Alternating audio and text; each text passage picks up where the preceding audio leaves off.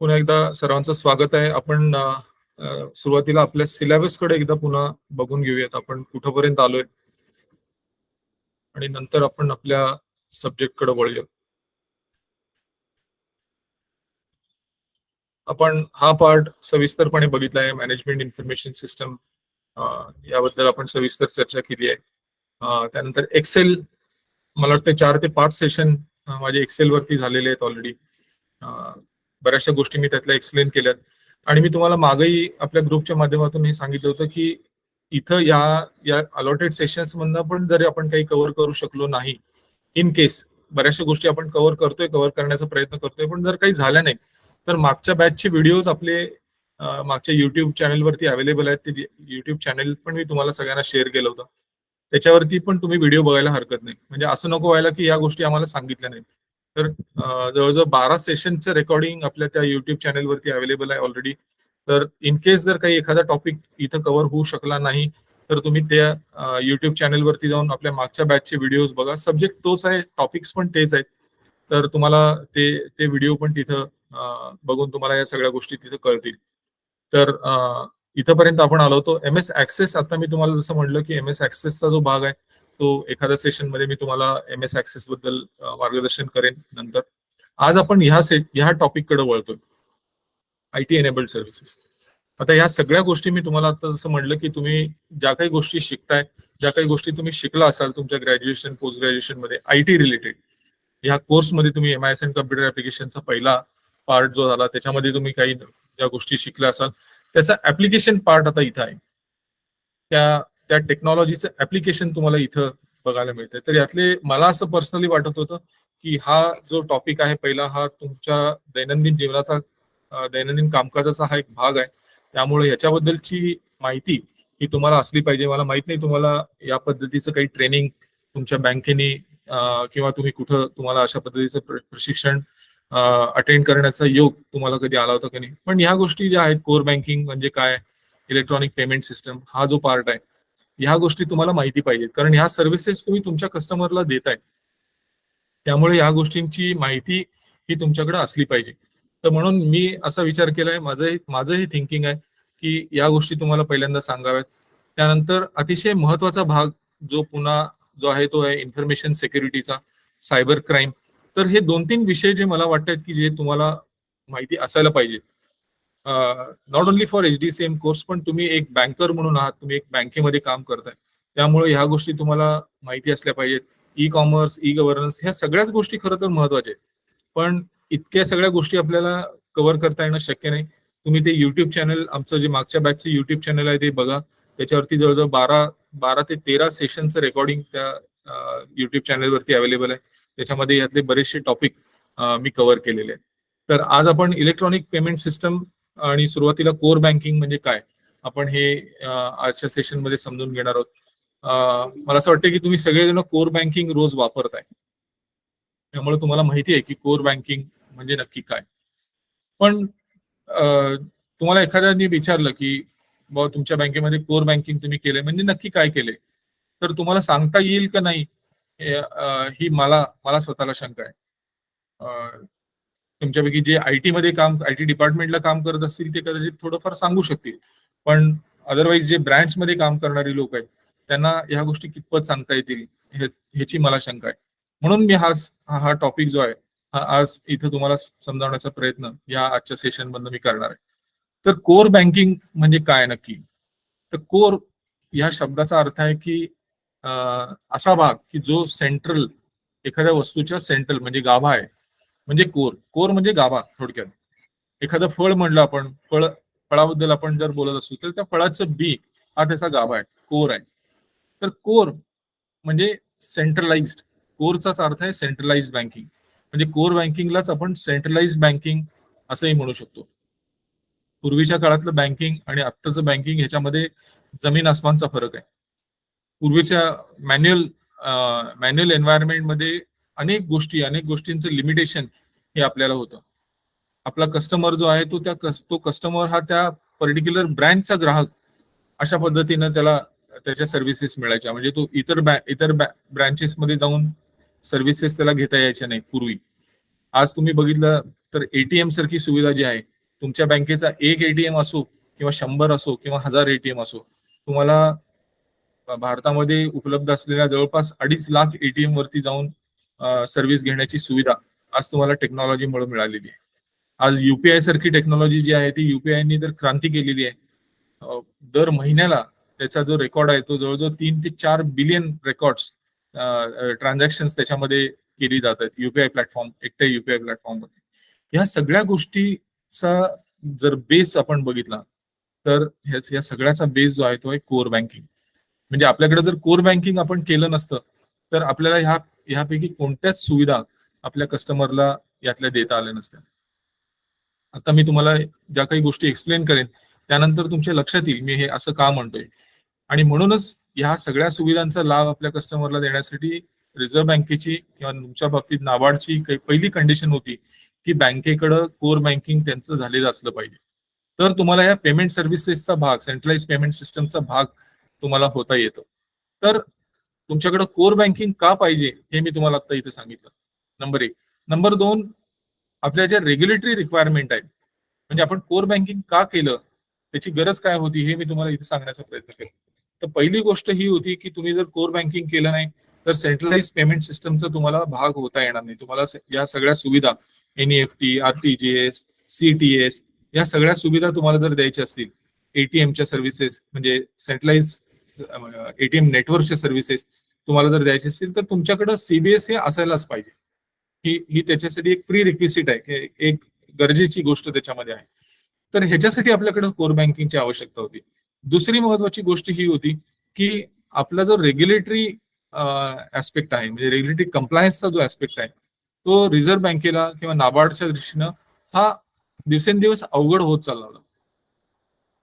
बँकांची आर्थिक परिस्थिती काय आहे याची माहिती त्या क्षणी त्या वेळी ही त्यांच्याकडे पोहोचत नव्हती. त्यामुळं ऍज अ रेग्युलेटर बँका म्हणजे ह्या रेग्युलेटरी एजन्सीजला कळत नव्हतं की कोणती बँक चांगल्या पद्धतीने काम करते, कोणती बँक अडचणीत आहे, कोणती बँक अडचणीत येऊ शकते. अशा पद्धतीच्या गोष्टी या त्यांच्यापर्यंत पोहोचत नव्हत्या. म्हणून आपल्याला रिझर्व्ह बँक आणि नाबार्ड वारंवार सांगत होतं की तुमच्याकडे कोर बँकिंग सिस्टम व्हायला पाहिजे, जेणेकरून त्यांना आवश्यक असलेली माहिती, रेग्युलेशन पॉईंट ऑफ व्ह्यू आवश्यक असलेली माहिती ही त्यांना त्या वेळेत त्यांच्याकडे उपलब्ध व्हायला पाहिजे.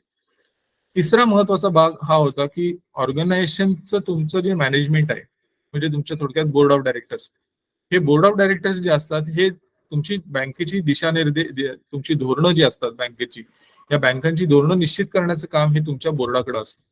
त्यामुळे बोर्डाला निर्णय घेण्यासाठी आवश्यक असलेली माहिती ही त्यांना वेळेत मिळत नव्हती. आज पुणे डिस्ट्रिक्ट बँक असो किंवा सांगली डिस्ट्रिक्ट बँक आपण म्हणू, कोल्हापूर डिस्ट्रिक्ट बँक, या सगळ्या बँकांच्या शाखा जवळजवळ 250-300 शाखा आहेत. तर ह्या 300 शाखांमधनं माहिती एकत्र करायची, एकत्र मागवायची, त्याला एकत्र करायचं आणि त्याच्यावरनं रिपोर्ट बनवून ते बोर्डासमोर ठेवायची. या सगळ्या प्रोसेसला वेळ लागायचा पूर्वी. म्हणजे 15 दिवस ते जवळजवळ महिन्याभराचा कालावधी हा डेटा कन्सॉलिडेशन, डेटा रिसिव्हिंग आणि कन्सॉलिडेशन करण्यामध्ये जायचं. आणि जी माहिती बोर्डासमोर ठेवली जायची ही माहिती जी असायची ती 1 महिन्यापूर्वीची ऑलमोस्ट माहिती त्यांच्या समोर जायची. त्यामुळे नक्कीच त्याच्यासमोर त्यांचे जे निर्णय व्हायचे त्याच्यामध्ये अचूकता नव्हती. तर हे आणखीन एक कारण होतं की ज्याच्यामुळं आपल्याला कोर बँकिंग करण्याची गरज पडली. आणि चौथा सगळ्यात महत्वाचा भाग हे लक्षात ठेवण्यासाठी मी नेहमी 4 C's म्हणतो. 4 C's कसं लक्षात ठेवायचे? सी, कंप्लायन्स ऍस्पेक्ट तुम्हाला मी सांगितलं, कंप्लायन्स ऍस्पेक्ट आपला पूर्वी होत नव्हता. दुसरा मी तुम्हाला सांगितलं कंट्रोल, आपल्या बोर्डाचं जे कंट्रोल असायला पाहिजे, ज्या पद्धतीने असायला पाहिजे ते त्याच्यामध्ये होत नव्हतं. तर ते करण्यासाठी आपल्याकडे कोर बँकिंग असलं पाहिजे.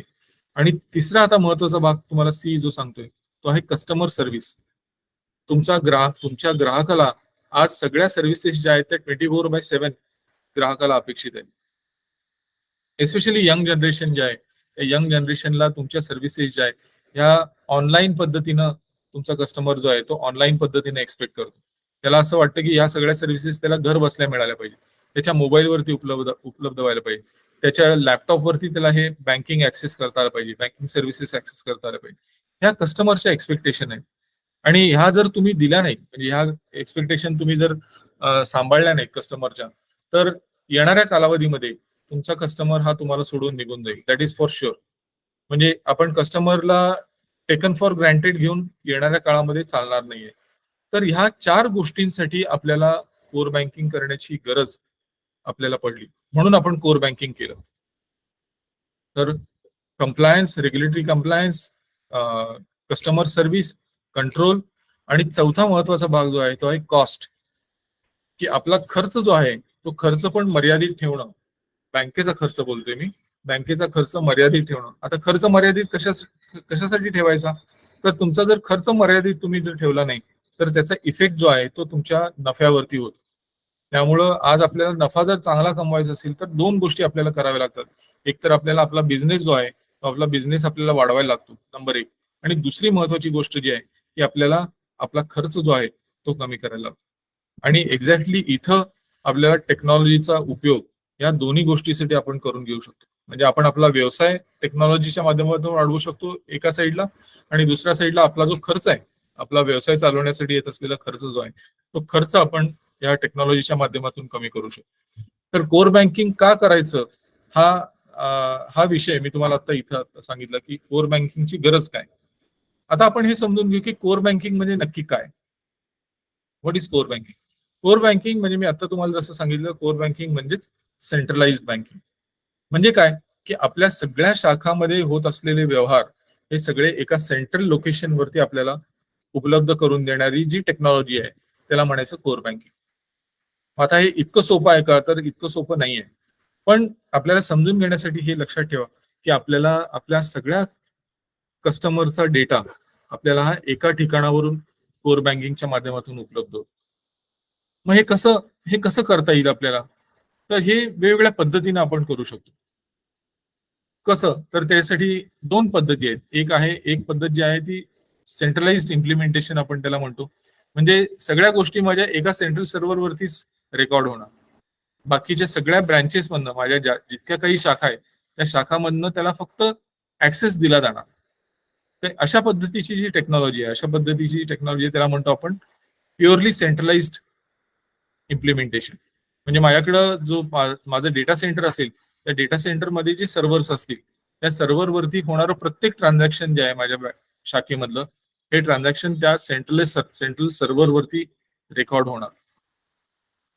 तर ही जी पद्धत आहे ह्याला आपण म्हणतो प्युअरली सेंट्रलाइज्ड इम्प्लिमेंटेशन. आणि दुसरा भाग त्यातला जो आहे तो आहे डिस्ट्रीब्युटेड इम्प्लिमेंटेशन. डिस्ट्रीब्युटेड म्हणजे काय की विखुरलेलं. म्हणजे त्या केसमध्ये आपल्या प्रत्येक शाखेमध्ये एक सर्व्हर आपण मेंटेन करू शकतो. त्या शाखेमध्ये होणारा व्यवहार पहिल्यांदा त्या सर्व्हरवरती रेकॉर्ड होतो, शाखेतल्या सर्व्हरवरती रेकॉर्ड होतो, आणि त्याच पद्धतीनं सेंट्रल सर्व्हरवरती पण त्याचं रेकॉर्डिंग केलं जातं. म्हणजे 2 ठिकाणी त्याचं अपडेशन होतं. तुमच्या शाखेमध्ये पण होतं आणि तुमच्या सेंट्रल सर्व्हरवरती पण होतं. ही जी पद्धत आहे ह्याला म्हणतो आपण डिस्ट्रीब्युटेड इम्प्लिमेंटेशन. आता दोन्हीमध्ये काही त्याचे फायदे आहेत, काही तोटे आहेत. आता डिस्ट्रीब्युटेड मध्ये तोटे काय आहेत? तर डिस्ट्रीब्युटेड मध्ये तोटा हा आहे की समजा तुमचे 200 शाखा असतील तर तुम्हाला 200 शाखामध्ये तुमचा सर्व्हर तुम्हाला तिथे घ्यावा लागेल. म्हणजे नॅचरली तुमची कॉस्ट जी आहे ही कॉस्ट वाढते. तुम्हाला सर्व्हर घ्यावा लागेल, त्याच्यावरती सॉफ्टवेअर घ्यावा लागेल, त्याच्यासोबत तुम्हाला त्याचं एएमसी करावं लागेल, त्याच्यावरती अँटीव्हायरस सॉफ्टवेअर घ्यायला लागेल. म्हणजे तुम्हाला तो सर्व्हर जो आहे तो तुमच्या शाखा लेवलवरती जर मेंटेन करायचा असेल, शाखा लेवलवरती जर तो तुम्हाला वापरायचा असेल तर तुम्हाला ह्या सगळ्या गोष्टी तुम्हाला शाखा स्तरावरती करणं आवश्यक आहे. म्हणजे तुमची हार्डवेअर कॉस्ट आली, सॉफ्टवेअर कॉस्ट आली, अँटीव्हायरस कॉस्ट आली, या सगळ्या कॉस्ट तुम्हाला त्याच्यामध्ये पे कराव्या लागतील. दुसरी महत्वाची गोष्ट मेंटेनन्स.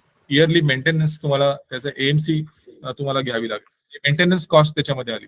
हे सर्व्हर सांभाळण्यासाठी म्हणजे सर्व्हर मॅनेज करण्यासाठी तुम्हाला एक डेडिकेटेड माणूस तिथे लागेल, म्हणजे ज्याला या सर्व्हर बद्दलची माहिती आहे, टेक्निकल माहिती आहे. तर त्या मॅनपॉवरची कॉस्ट त्याच्यामध्ये आली. तर असं जर तुम्ही बघितलं एकूण तर ह्या डिस्ट्रीब्युटेड मध्ये ह्या सगळ्या गोष्टी ज्या आहेत ह्या तुम्हाला त्याचे ड्रॉबॅक्स तुम्हाला असं म्हणता येईल की हे त्याचे डिस्ट्रीब्युटेड सिस्टमचे हे ड्रॉबॅक्स आहेत, म्हणजे त्याचे तोटे आहेत. आता हे तोटे आहेत पण त्याच्यामध्ये फायदा काय? डिस्ट्रीब्युटेड मध्ये फायदा काय?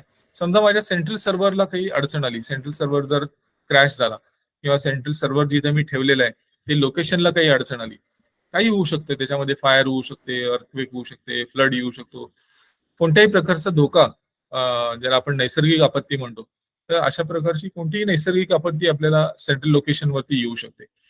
तर असं जर झालं तर तुमचं संपूर्ण नेटवर्क हे ठप्प होणार नाही. तुमच्या शाखेतला डेटा तुमच्या शाखेमध्ये अवेलेबल असल्यामुळं तुमचं काम तुम्ही लिमिटेड काम जे आहे लिमिटेड स्केलवरती तुमचं काम तुम्ही चालू ठेवू शकता. तर डिस्ट्रीब्युटेड मध्ये हा फायदा पण आहे तुम्हाला, की या गोष्टी तुमच्या लोकेशनवरती तुम्ही मॅनेज करू शकता. आता डिस्ट्रीब्युटेड मध्ये असलेल्या ज्या अडचणी आहेत सगळ्या, हे तुमच्या अडचणी आपोआप कव्हर होतात तुम्ही जर प्युअरली सेंट्रलाइज इम्प्लिमेंटेशन केलं तर. कारण प्युअरली सेंट्रलाइज इम्प्लिमेंटेशन मध्ये काय होतं की तुमच्याकडे एक सेंट्रल पॉवरफुल सर्व्हर असतो. त्यामुळे तुम्हाला प्रत्येक ब्रँचमध्ये प्रत्येक शाखेमध्ये सर्व्हर मेंटेन करण्याची आवश्यकता नाही. तुमचं सेंट्रल सर्व्हर पॉवरफुल असेल, ब्रँचेस मधनं फक्त कम्प्युटर नेटवर्क वापरून तुमचे ब्रँचेसची लोक तुमच्या सेंट्रल सर्व्हरला कनेक्ट होणार आणि तुमच्या सर्व्हिसेस ज्या आहेत त्या कस्टमरला त्या सर्व्हिसेस ते त्यांच्या शाखेमधनं देऊ शकतात. तर यामुळे काय होणार की तुमच्या सर्व्हरची कॉस्ट वाचली. त्या सर्व्हरवरती सॉफ्टवेअरला तुम्हाला जी लागणारी कॉस्ट आहे ती ऑटोमॅटिकली वाचली, कारण आपल्या सेंट्रल सर्व्हरवरती एक सॉफ्टवेअर इम्प्लिमेंट केलं की आपलं काम होत आहे. तर सॉफ्टवेअरची परचेस कॉस्ट वाचली, त्याचं इम्प्लिमेंटेशनची कॉस्ट वाचली, त्यानंतर त्याची मॅनपॉवर, त्यासाठी लागणारी मॅनपॉवर आहे त्याची गरज तुम्हाला नाही, पॉवर रिक्वायरमेंट तुमच्या कमी झाल्या. तर ह्या सगळ्या ज्या गोष्टी ज्या डिस्ट्रीब्युटेड इम्प्लिमेंटेशनच्या जे ड्रॉबॅक्स आहेत, हे ड्रॉबॅक्स त्याच्यामधनं ऑटोमॅटिकली त्याची काळजी घेतली जाते आणि हे सगळे तुम्हाला फायदे प्युअरली सेंट्रलाइज इम्प्लिमेंटेशन मध्ये त्याच्यामध्ये मिळतात. सेंट्रलाइज इम्प्लिमेंटेशन मध्ये आणखीन एक फायदा असा आहे की तुमच्या बँकेने समजा एखादं नवीन प्रोडक्ट लॉन्च केलं, कुठल्याही एखादी फिक्स डिपॉझिटची स्कीम लॉन्च केली, ती सेंट्रल सर्व्हरवरती अपडेट केली की तुमच्या सगळ्या शाखांमध्ये ऑटोमॅटिकली ही स्कीम जी आहे ही लागू होऊ शकते. म्हणजे तुम्हाला वाट बघण्याची आवश्यकता नाही की आमच्या हेड ऑफिसचं सर्क्युलर कधी येईल आणि ही स्कीम जी आहे ती माझ्या शाखेमध्ये मी कधी देऊ शकेन. तर अशा पद्धतीचं लिमिटेशन जे आपल्याला पूर्वी होतं ते लिमिटेशन ह्यामधनं कम्प्लीट निघून जातं. त्यामुळं ह्या सगळ्या ज्या ड्रॉबॅक्स आहेत डिस्ट्रीब्युटेड इम्प्लिमेंटेशनच्या, त्या सगळ्या ड्रॉबॅक्स इथे आपल्याला त्याच्या फायद्याच्या स्वरूपात आपल्याला प्युअरली सेंट्रलाइज इम्प्लिमेंटेशन मध्ये मिळतात. कॉस्ट, ऑफकोर्स कॉस्ट त्याच्यामध्ये अपफ्रंट म्हणजे सुरुवातीला जरी कॉस्ट सिमिलर दिसली, कारण तुम्हाला तेवढ्या कपॅसिटीचं हार्डवेअर, तेवढ्या कपॅसिटीचं सॉफ्टवेअर, तेवढे लायसन्सिंग, या सगळ्या गोष्टी तुम्हाला सेंट्रल लेवलवरती कराव्याच लागतात. म्हणजे तुम्ही सुरुवातीची कॉस्ट जर बघितली तर कॉस्ट ऑलमोस्ट सिमिलर दिसेल, पण रिकरिंग कॉस्टचा जो भाग आहे म्हणजे दरवर्षी येणारा जो आपला खर्च आहे तो नक्कीच त्याच्यामध्ये बचत ही आपल्या प्युअरली सेंट्रलाइज इम्प्लिमेंटेशन मध्ये होऊ शकते. तर हे दोन प्रकारांनी कोर बँकिंग सिस्टम तुम्ही इम्प्लिमेंट करू शकता, एक प्युअरली सेंट्रलाइज इम्प्लिमेंटेशन, एक डिस्ट्रीब्युटेड इम्प्लिमेंटेशन. तर ह्या दोन पद्धतीनं तुम्हाला कोर बँकिंग सिस्टम इम्प्लिमेंट करता येईल. ह्या दोन्ही प्रकारामध्ये सगळ्यात महत्वाचा भाग जो आहे तो आहे की तुमचा डेटा जो आहे तो डेटा ह्या सेंट्रल सर्व्हरवरती उपलब्ध असतो. तर डिस्ट्रीब्युटेड इम्प्लिमेंटेशन असलं तरी तुमच्या ब्रँचमध्ये पण सर्व्हर असतो आणि एक सेंट्रल सर्व्हर पण असतो. त्यामुळे अपडेशन जे होतं ते दोन्ही ठिकाणी तुमचं अपडेशन होतं. तर या दोन्ही गोष्टीमध्ये एक महत्वाचा भाग जो आहे तो हा आहे की तुमच्याकडे सेंट्रलाइज डेटा हा अवेलेबल आहे. त्यामुळे तुमचा कस्टमर हा कुठल्याही शाखेमध्ये जाऊन व्यवहार करू शकतो, एटीएम वापरू शकतो, ज्या सर्व्हिसेस तुमची बँक देते त्या सर्व्हिसेस तुमचा कस्टमर कुठल्याही शाखेमध्ये जाऊन तुमच्या इतर डिलिव्हरी चॅनल्सच्या माध्यमातून तो तुमचा कस्टमर या सगळ्या सर्व्हिसेस घेऊ शकतो. तर कोर बँकिंग सिस्टम म्हणजे काय हे तुम्हाला मी आता इथं एक छोट्या संक्षिप्त स्वरूपामध्ये मी तुम्हाला इथं सांगण्याचा प्रयत्न केला. आता कोर बँकिंगसाठी मला काय काय लागणार, तर कोर बँकिंग मध्ये नेटवर्किंग जे आपण म्हणतो, तर नेटवर्किंग हा कोर बँकिंगचा कणा आहे. आणि तुम्हाला माहिती आहे मी कणा हा शब्द जाणीवपूर्वक इथं वापरतोय. कणा म्हणजे काय की आपल्या पाठीच्या कण्याला जर काही झालं तर माणूस पॅरलाइज होतो. तर एक्झॅक्टली तशीच गोष्ट इथं कोर बँकिंग सिस्टम मध्ये पण आहे की तुमचं कोर बँकिंग सिस्टम जर व्यवस्थित चालायचं असेल तर तुमचं नेटवर्क जे आहे ते उत्तम उत्तम स्थितीमध्ये पाहिजे. तुमचं नेटवर्क जर बंद पडलं चुकून तर तुमचं कोर बँकिंग जे आहे ते ठप्प होऊन जाईल. त्यामुळे नेटवर्किंग हे आपल्याकडे असलं पाहिजे. नेटवर्किंग हे या कोर बँकिंग सिस्टमचा बॅकबोन आहे. आता नेटवर्किंग तुम्ही म्हणाल की नेटवर्किंग म्हणजे काय पाहिजे, तर तुमच्याकडे जे आहे आपण मागच्या टर्म मध्ये या सगळ्या गोष्टी शिकलेलो आहोत की तुमच्या ब्रँचमध्ये लॅन आहे, तुमची ब्रँच ही तुमच्या डेटा सेंटरला कनेक्ट केलेली आहे लीज लाईनच्या माध्यमातून किंवा व्हीपीएनच्या माध्यमातून. तर तुम्ही तुमची शाखा आणि तुमचं डेटा सेंटर हे तुम्ही कनेक्टेड आहात. तर हे जे तुमचं मोठं नेटवर्क जे झालं 200-250 ब्रँचेसचं जे नेटवर्क मोठं तयार झालं त्याला आपण म्हणतो वॅन. तर लॅन आणि वॅन हे दोन्ही प्रकार आपण मागच्या टर्म मध्ये शिकलेलो. त्यामुळं हे अशा पद्धतीचं वॅन पुणे डीसीसीचं पुणे डीसीसी बँकेचं एक स्वतःचं नेटवर्क या सगळ्या शाखांचं हे तुमच्याकडे उपलब्ध आहे. पुणे डीसीसी असेल, ठाणे असेल किंवा कोणतीही बँक, तुमच्या शाखा ज्यावेळी तुम्ही एकमेकाला नाही, तुमच्या डेटा सेंटरला तुम्ही कनेक्ट करता, त्यावेळी तुमचं एक नेटवर्क, स्वतःचं नेटवर्क जे बनतं त्याला आपण म्हणतो बँक. तर कोर बँकिंग सिस्टम चालवण्यासाठी नेटवर्क माझ्याकडे असलं पाहिजे. नेटवर्क शिवाय माझं कोर बँकिंग चालणार नाही. तर मी तुम्हाला कोर बँकिंग म्हणजे काय सांगितलं आणि कोर बँकिंगचे प्रकार 2 काय आहेत ते सांगितलं आणि नेटवर्किंगचा रोल त्याच्यामध्ये मी सांगितलं. आणि नेटवर्क वॅन आपण ज्यावेळी बोलतो त्यावेळी तुम्हाला मी मागे बोललो होतो की तुमच्याकडे काय असलं पाहिजे की तुमच्याकडे स्विच, राउटर आणि मोडेम ह्या 3 गोष्टी या तुमच्या शाखा लेवलवरती या तुमच्याकडे असतात आणि त्याच्या माध्यमातून आपण आपल्या शाखेमधून आपल्या डेटा सेंटरला आपण कनेक्ट झालेलो असतो. तर ह्या सगळ्या ज्या गोष्टी आहेत ह्या कोर बँकिंग सिस्टमचा एक घटक आहे. आणि कोर बँकिंग का करायचं हे मी तुम्हाला सांगितलं, तेच त्याचे ऍडव्हान्टेजेस पण आहे. म्हणजे कोर बँकिंग केल्यामुळे या सगळ्या गोष्टी आता आपल्याला सोप्या झाल्यात की आपला कंट्रोल, इफेक्टिव्ह कंट्रोल आपल्या ऑर्गनायझेशनवरती झाला. आपला कंप्लायन्स जो आहे तो कंप्लायन्स करणं सोपं झालं. आज तुम्हाला रिझर्व्ह बँकेच्या खूप स्ट्रिक्ट गाईडलाईन्स आहेत केवायसी अँटी मनी लॉन्ड्रिंगच्या संदर्भात. तर केवायसी अँटी मनी लॉन्ड्रिंग मॅन्युअल एन्व्हायरमेंटमध्ये पॉसिबलच झालं नसतं. आज तुमच्याकडे टेक्नॉलॉजी आहे त्यामुळे या सगळ्या गोष्टी तुम्ही सहजपणे मॉनिटर करू शकता की कुठल्या पद्धतीचं ट्रान्झॅक्शन होतंय, त्याच्यामध्ये काही शंकास्पद तर नाही आहे ना, शंकास्पद आला असेल वाटलं तुम्हाला तर त्याचं रिपोर्टिंग करणं. तर ह्या सगळ्या गोष्टी ज्या आहेत ह्या टेक्नॉलॉजीमुळे आज सोप्या झालेल्या आहेत. सगळ्यात महत्वाची गोष्ट कस्टमर सर्व्हिस, जी आपण बोललो की कस्टमर सर्व्हिस जर तुम्हाला द्यायची असेल, कस्टमर सर्व्हिस, चांगली कस्टमर सर्व्हिस म्हणजे काय, इसेन्शियली तुम्ही जर टेक्नॉलॉजीच्या माध्यमातून तुमच्या बँकिंग सर्व्हिसेस देत असाल, म्हणजे internet banking, mobile banking, tele banking, SMS banking, अनेक पद्धतीनं तुम्ही तुमच्या बँकिंग सर्व्हिसेस ज्या आहेत, व्हॉट्सअप, आजकाल बऱ्याचशा बँका या व्हॉट्सअपच्या माध्यमातून पण बऱ्याचशा गोष्टी त्यांच्या कस्टमरला देतात. तर ह्या सगळ्या गोष्टी जर तुम्हाला द्यायच्या असतील तर तुमच्याकडे कोर बँकिंग असायला पाहिजे. तर हा पण एक, म्हणजे आपण CBS असेल तर आपण कस्टमर सर्व्हिसेस आपल्या चांगल्या देऊ शकतो. हा पण कोर बँकिंगचा एक फायदा आहे. तर मे बी तुम्हाला असा प्रश्न येऊ शकतो की what is core banking, core बँकिंगचे ऍडव्हान्टेजेस काय, कोर बँकिंग कसं इम्प्लिमेंट केलं जाऊ शकतं वगैरे वगैरे. म्हणजे हे असे प्रश्न जे आहेत हे आता मी तुम्हाला जे काही थोडंफार इथं सांगतोय या एक्सप्लेनेशनवरनं, या माहितीवरनं तुम्हाला हे अशा पद्धतीचे प्रश्न जे आहेत हे प्रश्नांचं उत्तर तुम्हाला सोप्या पद्धतीनं देता येईल. तर कोर बँकिंग म्हणजे काय आता मी तुम्हाला इथं सांगितलं. आता आपण यातला पुढचा जो भाग आहे त्या पुढच्या भागाकडे आपण वळूया की कोर बँकिंग माझ्याकडं ज्यावेळी होतं, त्या कोर बँकिंग माझ्याकडे असल्यामुळं मी सेंट्रलाइज पेमेंट सिस्टमचा एक भाग, एक घटक म्हणून काम करू शकतो. त्यामुळं तुम्हाला ATM नेटवर्कची परमिशन असू दे, CTS ची परमिशन असू दे, IMPS ची परमिशन असू दे, कोणत्याही गोष्टीची परमिशन ज्यावेळी तुम्हाला रिझर्व्ह बँक देते त्यावेळी त्यातली पहिली कंडिशन जी असते ती पहिली कंडिशन ही असते की तुमच्याकडं कोर बँकिंग झालेलं असलं पाहिजे.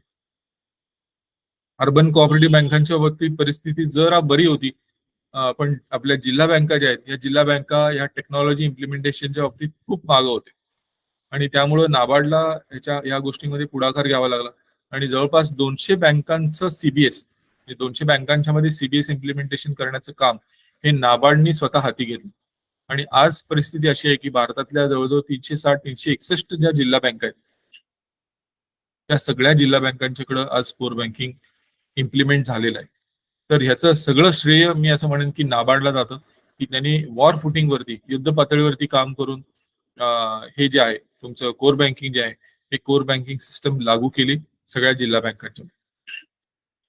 आता तशाच पद्धतीचं काम आपल्या पॅक्सच्या बाबतीत पण सुरू आहे आणि पॅक्सचं कम्प्युटरायझेशन जे आहे ते मोठ्या प्रमाणामध्ये आता हाती घेतलेलं आहे नाबार्डनी. आणि तुम्हाला माहिती असेल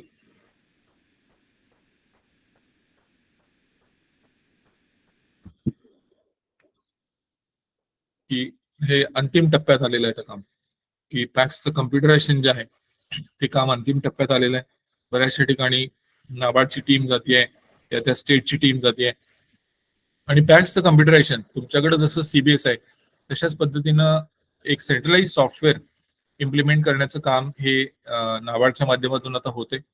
आणि ह्याच्यामुळे काय होणार आहे की सगळा जो डेटा आहे, विविध कार्यकारी सेवा संस्थांचा सगळा जो डेटा आहे हा सगळा डेटा जिल्हा बँकांना पण त्याचा ऍक्सेस असेल, नाबार्डलाही त्याचा, स्टेट कोऑपरेटिव्ह बँकेला पण त्याचा ऍक्सेस असेल, नाबार्डलाही त्याचा ऍक्सेस असेल आणि केंद्र सरकार आणि राज्य सरकार या सगळ्यांना त्याचा ऍक्सेस, या डेटाचा ऍक्सेस त्यांना त्याच्यामध्ये मिळणार आहे.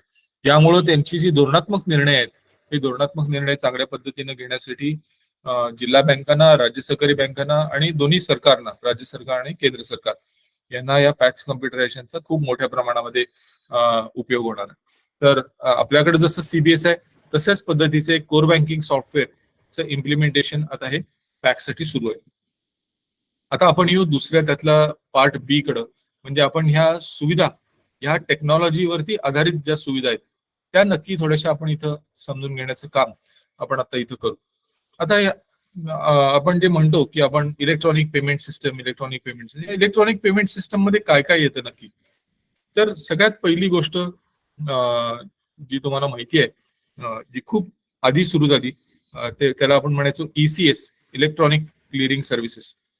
ईसीएस मध्ये डेबिट आणि ईसीएस क्रेडिट असे दोन प्रकार होते. आता या ईसीएसच नाव एनएससीएच असं झालंय, नॅश म्हणतो आपण त्याला, नॅश. तर एनएससीएच डेबिट आणि एनएससीएच क्रेडिट अशा दोन सुविधा त्याच्यामध्ये झालेल्या आहेत. तर ह्या सुविधा काय आहेत हे तुम्हाला माहिती आहे की एनएससीएच डेबिट ही सुविधा जी आहे ही कोण वापरतं, तर आपल्याला ज्या सर्व्हिस देणाऱ्या कंपन्या आहेत, म्हणजे टेलिफोन कंपनी असेल, इलेक्ट्रिसिटी कंपनी असेल, इन्शुरन्स कंपन्या असतील, ज्यांना काही पैसे, फीज किंवा त्यांचे जे सबस्क्रिप्शन फी ही पिरियडिकली कलेक्ट करायची, म्हणजे मंथली, क्वार्टरली, 6 मंथली, इयरली. तर ह्या कंपन्या ज्या आहेत, या कंपन्या ह्या सेवा वापरतात तुमच्या बँकांच्याकडनं.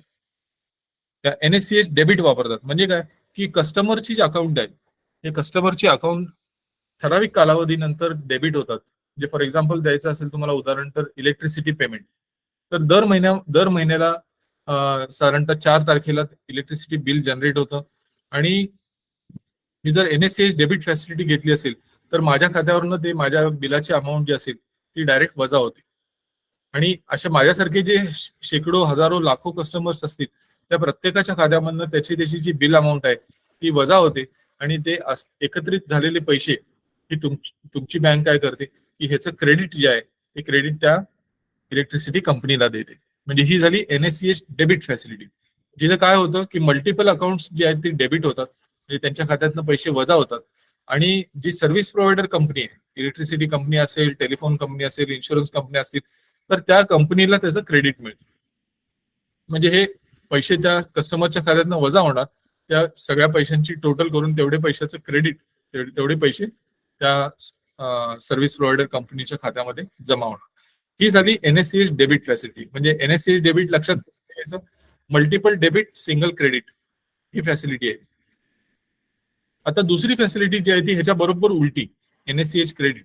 एनएससीएच क्रेडिट मध्ये काय होतं की एनएससीएच क्रेडिट मध्ये ह्याच्या बरोबर उलट होतं, म्हणजे मल्टिपल अकाउंट क्रेडिट होतात आणि सिंगल अकाउंट डेबिट होतं. म्हणजे काय, आता हे कोण वापरतं, ही फॅसिलिटी कोण वापरते, पुन्हा कंपन्या, ज्या कंपन्या प्रायव्हेट लिमिटेड कंपन्या ज्या आहेत, ज्या त्याचे शेअर इश्यू करतात. फॉर एक्झाम्पल सांगतोय तुम्हाला मी, तर त्या कंपन्या ज्या लिस्टेड कंपन्या आहेत त्या काय करतात की त्यांचा जो डिव्हिडंड आहे तो डिव्हिडंडचं डिस्ट्रीब्युशन हे दरवर्षी पूर्वी त्या डिव्हिडंड वॉरंटच्या थ्रू व्हायचं, पण आता ते डिव्हिडंड वॉरंटचा कन्सेप्ट निघून गेला. आता आपला जो शेअर डिव्हिडंड आहे तो डिव्हिडंड कसा होतो, तर एनएससीएच क्रेडिटच्या माध्यमातून आपल्या खात्यावरती डायरेक्ट जमा होतो. तर डिव्हिडंड डिस्ट्रीब्युशनसाठी, तुमच्या सॅलरी क्रेडिट करण्यासाठी आपल्याला माहिती आहे की गव्हर्नमेंट ऑफ महाराष्ट्राच्या शेकडो स्कीम्स आहेत वेगवेगळ्या घटकांसाठी, सामाजिक घटकांसाठी. तर त्याच्यामध्ये संजय गांधी निराधार योजना आहे, मनरेगा आहे, प्रधानमंत्री सिंचाई योजना आहे, कुसुम योजना आहे, अशा अनेक योजना आहेत सरकारच्या. तर त्याची जे काही सबसिडी असेल, त्याच्या काही दर महिन्याला काही असेल त्याची अमाऊंट, तर हे पैसे जे आहेत, आपली गॅस सबसिडी, ह्या सगळ्या ज्या आहेत त्याच्यासाठी एनएससीएच क्रेडिटचा उपयोग केला जातो. म्हणजे ते पैसे ग्राहकाच्या खात्यावरती जमा होतात आणि तेवढ्या पैशाची टोटल जी असेल तेवढे पैसे त्या कंपनीच्या खात्यामधनं वजा होतात, डेबिट होतात. तर ही जी फॅसिलिटी आहे ह्याला आपण म्हणतो एनएससीएच क्रेडिट. तर मी तुम्हाला दोन्ही सांगितलं, एनएससीएच डेबिट सांगितलं आणि एनएससीएच क्रेडिट सांगितलं.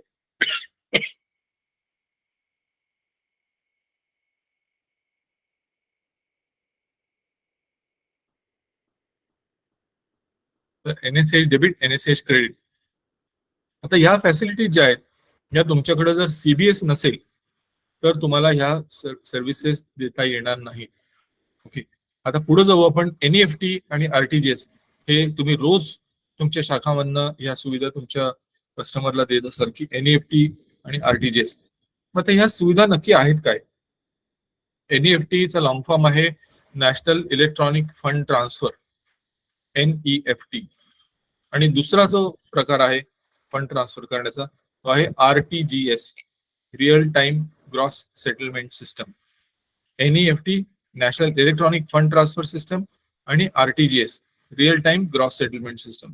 आणि तिसरा प्रकार यातला जो आहे तो आहे IMPS. तुम्हाला बऱ्याच जणांना ह्याचे प्रोजेक्ट म्हणून पण हे विषय दिलेले आहेत.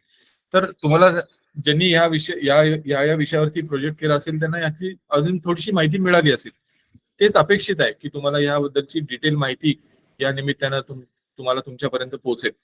तर एनईएफटी, आरटीजीएस आणि तिसरा प्रकार फंड ट्रान्सफरचा जो आहे तो आहे IMPS, इमिजिएट पेमेंट सिस्टम. या 3 प्रकारांनी आपण पैसे जे आहे ते ट्रान्सफर इलेक्ट्रॉनिक पद्धतीने आपण एकमेकाला करू शकतो. आता हे एनईएफटी आणि आरटीजीएस या दोन्हीमध्ये फरक काय आहे? तर एनईएफटी ही बॅच प्रोसेसिंग सिस्टम आहे. म्हणजे आता ही 24/7 झाल्या. या दोन्ही सर्व्हिसेस पूर्वी 24/7 नव्हत्या. म्हणजे 24 तास 7 दिवस या सर्व्हिसेस पूर्वी उपलब्ध नव्हत्या. एक ठराविक दिवसाचा वेळ जो आहे 10 ते 6 तर किंवा 8 ते 6 अशा पद्धतीनं त्या सर्व्हिसेस ज्या आहेत त्या दिवसातला काही काळच या सर्व्हिसेस आपल्याला उपलब्ध असायच्या. पण मागच्या काही वर्षामध्ये त्याच्यामध्ये बदल झाले आणि आता ह्या दोन्ही सुविधा ज्या आहेत, तिन्ही सुविधा इनफॅक्ट एनईएफटी, आरटीजीएस आणि IMPS या तीनही सुविधा आता 24/7 आपल्याला उपलब्ध आहेत, म्हणजे आपल्या ग्राहकांना उपलब्ध आहेत. तर यातला फरक काय आता आपण इथे समजून घेऊ. पहिल्यांदा एनईएफटी म्हणजे नॅशनल इलेक्ट्रॉनिक फंड ट्रान्सफर ही जी सिस्टम आहे ही बॅच प्रोसेसिंग सिस्टम आहे. म्हणजे ह्याच्यामध्ये तुमच्या कस्टमरकडनं येणाऱ्या रिक्वेस्ट ज्या आहेत या रिक्वेस्ट एकत्रित केल्या जातात आणि त्याच्या बॅचेस ज्या आहेत त्या बॅचेस दर अर्ध्या तासांनी रन केल्या जातात. आता हे कोण रन करतं? तुमच्या मनात प्रश्न येईल की हे रन कोण करतं? तर NCH, नॅशनल क्लिअरिंग हाऊस म्हणून जी व्यवस्था आपल्याकडे आहे ते नॅशनल क्लिअरिंग हाऊस मधनं या सगळ्या गोष्टी क्लिअर केल्या जातात, एनईएफटी आणि आरटीजीएस. तर एनईएफटीच्या ज्या बॅचेस आहेत या एनईएफटीच्या बॅचेस दर अर्ध्या तासांनी त्या बॅचेस प्रोसेस केल्या जातात आणि त्याचं डेबिट क्रेडिट जे आहे ते साधारणतः अर्धा तास, मिनिमम अर्धा तासाचा डिले. कधी कधी त्या पटकन पण होतात. म्हणजे तुमची रिक्वेस्ट गेली आणि लगेच जर बॅच रन होत असेल तर ती त्याच बॅच मध्ये ती क्लिअर पण होऊन जाते. पण तसं जर झालं नाही तर कदाचित थोडा डिले त्याच्यामध्ये 1 ते 2 तासाचा डिले पण त्याच्यामध्ये होऊ शकतो. जर तुमची बँक डायरेक्ट मेंबर असेल तर. तुमची बँक डायरेक्ट मेंबर नसेल तर कदाचित हा डिले, हा जो लागणारा वेळ आहे ट्रान्झॅक्शनसाठी, लागणारा वेळ हा थोडा अजून जास्त होऊ शकतो. कारण तुम्ही कुठल्या तरी बँकेचे सब मेंबर आहात. त्यामुळे तुमची बँक काय करते, तुमच्या बँकेमध्ये आलेल्या अशा सगळ्या रिक्वेस्ट ज्या आहेत या सगळ्या रिक्वेस्ट एकत्रित पाठवते त्या तुमच्या पेरेंट बँकला आणि तुमची पेरेंट बँक ती पाठवते पुढं NCH ला. ओके, त्यामुळं हा डिले जो आहे हा डिले कदाचित तुम्ही जर सब मेंबरशिप असाल तुमची तर तुम्हाला तुमच्या केसमध्ये हा डिले थोडासा जास्त असू शकतो. तुमची बँक डायरेक्ट मेंबर असेल तर ते ट्रान्झॅक्शन कधी कधी पुढच्या क्षणाला पण होतं किंवा कदाचित थोडासा वेळ, अर्धा तास ते 2 ते 3 तास साधारण वेळ त्याच्यामध्ये तुम्हाला लागू शकतो एनईएफटी ट्रान्झॅक्शनसाठी बोलतो. तर एनईएफटी, आरटीजीएस ह्याच्या बरोबर उलटा आहे. रिअल टाइम, ह्याच्यामध्ये शब्दच आपला वापरलाय आपण तो रिअल टाइम आणि ग्रॉस सेटलमेंट आहे.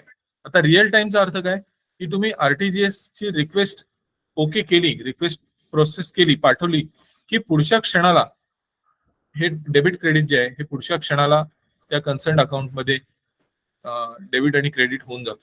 कारण ही रिअल टाइम मध्ये काम करणारी सिस्टम आहे. आरटीजीएस साठी तुमची बँक ही डायरेक्ट रिझर्व्ह बँकेच्या सर्व्हरला कनेक्टेड असते.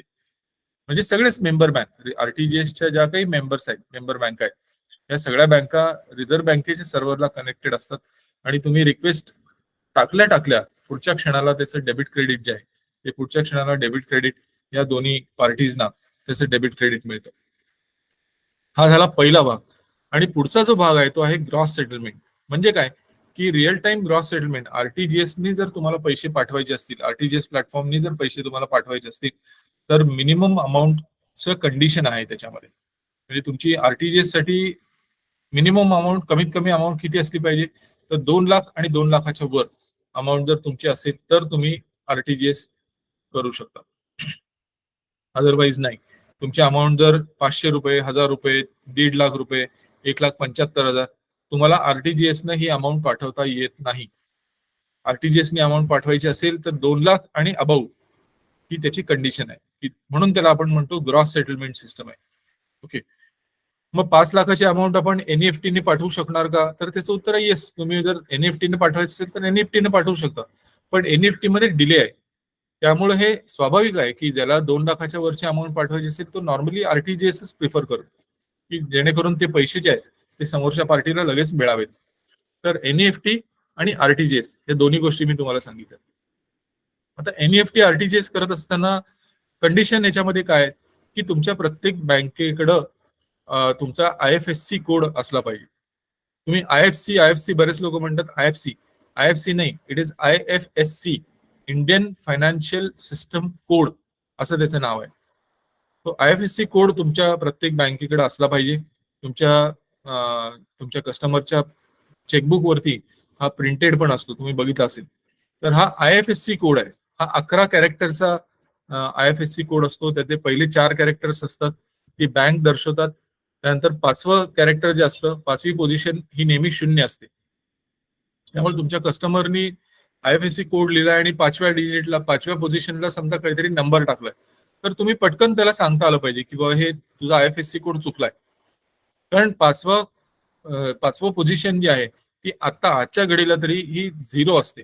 5वी पोझिशन ही नेहमी 0 असते. म्हणजे आयसीआयसी 0 आणि मग पुढचा जो नंबर असेल तो 6 अंकी नंबर त्या शाखेला दिलेला असतो, प्रत्येक शाखेला. तर पहिले 4 बँक, 5वं ब्लँक, 0 ब्लँक नाही 0, आणि पुढचे 6 जे असतात ते आपल्याला ब्रँच दर्शवतात. तर हा आयएफएससी कोड जो असतो हा आपल्याला आपल्या शाखेला, प्रत्येक शाखेला हा आयएफएससी कोड वेगळा असतो. पहिली 4 कॅरेक्टर आणि 5वं हे सेम राहतं, पण पुढची 6 कॅरेक्टर जे असतात ती शाखेसाठी रिझर्व असतात. आणि प्रत्येक शाखेला जो आयएफएससी कोड असतो त्यामुळे हा प्रत्येक शाखेचा आयएफएससी कोड वेगळा असतो. तर हा आयएफएससी कोड म्हणजे काय हे तुम्हाला आता मी सांगितलं. तर आयएफएससी कोड नंतर खाली तुमच्या चेकच्या खाली तुम्ही जर बघितलं असेल कधी, तर तिथं MICR कोड लिहिलेला असतो. तर MICR म्हणजे काय, it is magnetic ink character recognition. हा त्याचा लॉंग फॉर्म आहे.